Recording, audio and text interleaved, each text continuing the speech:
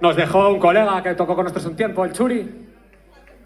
Esta canción era de él, la tocamos en su día y hoy la recuperamos para hacerle un pequeño homenaje. Así que va por el Churi. Cuando Rata pueda.